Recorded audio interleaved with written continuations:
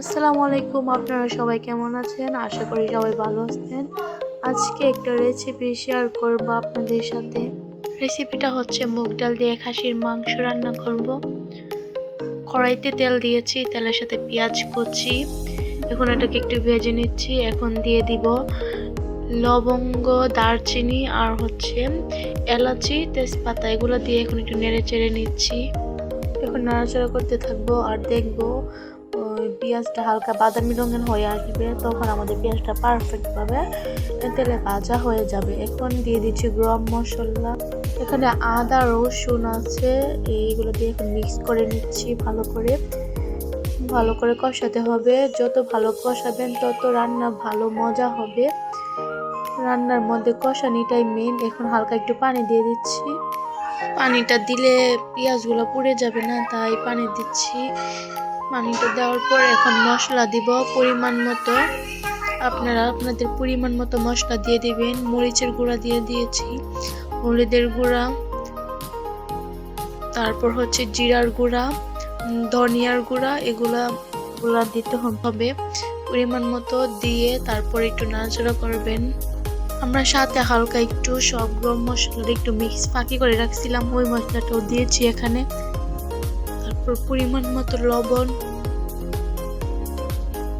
এখন ভালোভাবে নেড়ে চেড়ে নিব। এখন মশলাটা কষবে যতক্ষণ পর্যন্ত নিচে না লেগে যায়, আলগা তেলগুলো উপরে না ভাসছে, ততক্ষণ পর্যন্ত আমরা এরকম নাড়াচাড়া করব, ভালোভাবে কষিয়ে নিব মশলাটা। আমরা 300 গ্রামের খাসির মাংস দিয়েছি, আপনারা চাইলে হচ্ছে বেশিও দিতে পারেন, কমও দিতে পারেন। এখন ভালোভাবে নেড়ে চেড়ে দিব। আমরা ভালোভাবে এখন নেড়ে চেড়ে নিব। নেড়ে তারপরে ঢাকনা দিয়ে ঢেকে দিব।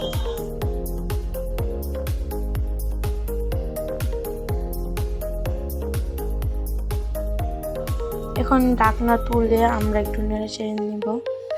দেখেন মাংসের কালারটা কত সুন্দর হয়েছে। আপনারাও চাইলে এটা ট্রাই করতে পারেন বাসায় রান্না করে, দেখবেন অনেক ভালো। আমরা যে মুগ ডাল নিয়েছি সেটা আগে ভেজে নিয়েছি হালকাভাবে। এখন এটা ভিজিয়ে রাখতে হবে, তাই পানি দিয়ে এখন ভিজিয়ে নিব। এটা রান্নার একটু আগে ভিজিয়ে নেবেন যাতে এটা ভালোভাবে ভিজে যায়। এই যে দেখেন মুগ ডালগুলো কত সুন্দর, খেয়াল রাখবেন যাতে মুগ ডালগুলো পুড়ে না যায়।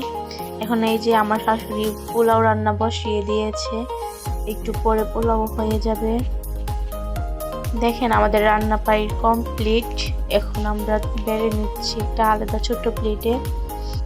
দেখেন দেখতে কতটা সুন্দর হয়েছে। যে পোলাও রান্নাও ডান।